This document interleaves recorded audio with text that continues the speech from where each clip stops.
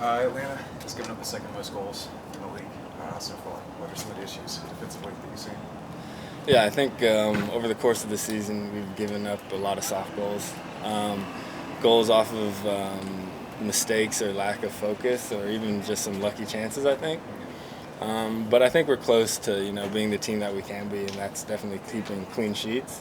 It's just a matter of keeping consistency, whether it's in our training and the team that we put out, and if we do that, I think we have a bright future. I talked to Parky a while back about playing under Tata Martino and that game model, kind of forcing center backs to be kind of on a knife's edge at all time. You kind of really have to be sharp, playing a lot of space. Is it a similar game model here with Gonzo, you think, that's kind of forcing the center backs to really be in these open spaces at times and be sharp at all moments?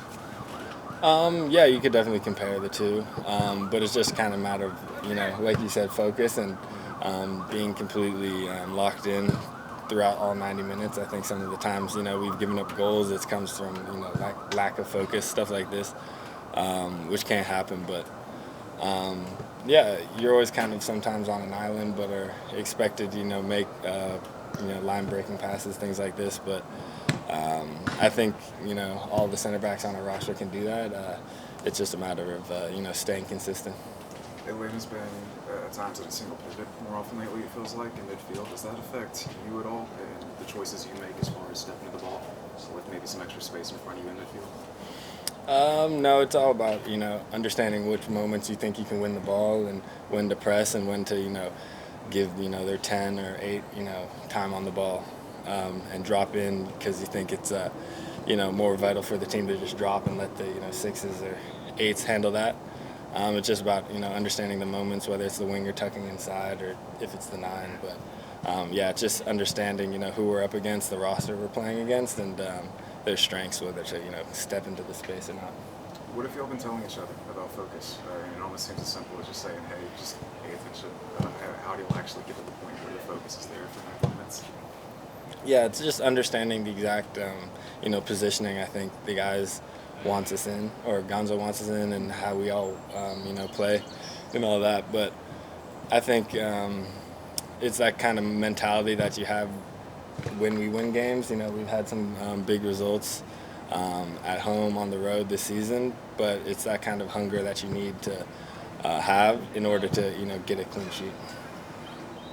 What's the challenges with all the different voices and goal that you've had to deal with over the past couple of years? Does that affect the organization? No, I don't think so. I think everyone's got the same mindset here. It's win the most games possible, win trophies. Everyone understands this club's capable of that.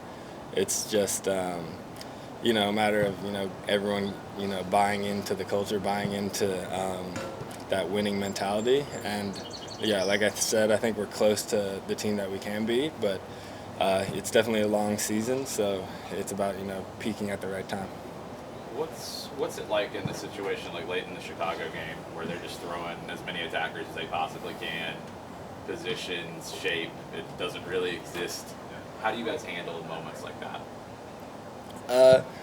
Yeah, I mean, it's just a matter of understanding we can't concede in those moments. We've got definitely a lot of offensive-minded players on our team and on our roster, but it's about them understanding that, we can't concede. We have to defend, whether it's 5 minutes or, 15 minutes. Maybe it's, understanding, the subs we have on the bench, the moves we can make to get fresh legs in there and to defend, and understand when you're in those moments that we don't really necessarily need to attack or push numbers forward, just defend our box.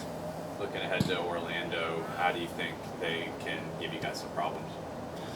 I mean, they like to play, but so do we, so it's going to be kind of a battle between possession-based teams. They definitely got some good players, a good 10 on the ball that likes to find those pockets in front of the center backs. So I think that's going to be what they're kind of looking for, and him to turn on the ball and runs out wide into crosses. That's kind of what they like to do. But yeah, I think we're both going to be kind of fighting for possession early on, but hopefully we can be on the front foot and control the game. You guys have had some struggles on the road these last couple. Is there any explanation as to why it can be harder to play on the road? It's just one of those things. Yeah, I think throughout the league, it's a tough league to play on the road. I think there's plenty of teams that struggle on the road as well. But yeah, I think it's one of those things in the MLS is very tough to win on the road. But the more points we can get on the road, definitely the better we will be throughout the season. Is there anything about Orlando being more difficult? Yeah, I mean it's a hot game. Derek could tell you that himself. It's a humid atmosphere, but I think it's a matter of us, just digging in and understanding what we came there to do, and that's 3 points. What have you made of Derek Etienne's play so far this season? He's a great player, great on the ball. He likes runs in behind, so I've definitely been trying to look for him. Clipping balls in behind, their fullback to center back, and 1v1s into creating goal scoring opportunities. So. I'm in trouble. Thanks, man. Happens. Thanks, Mo.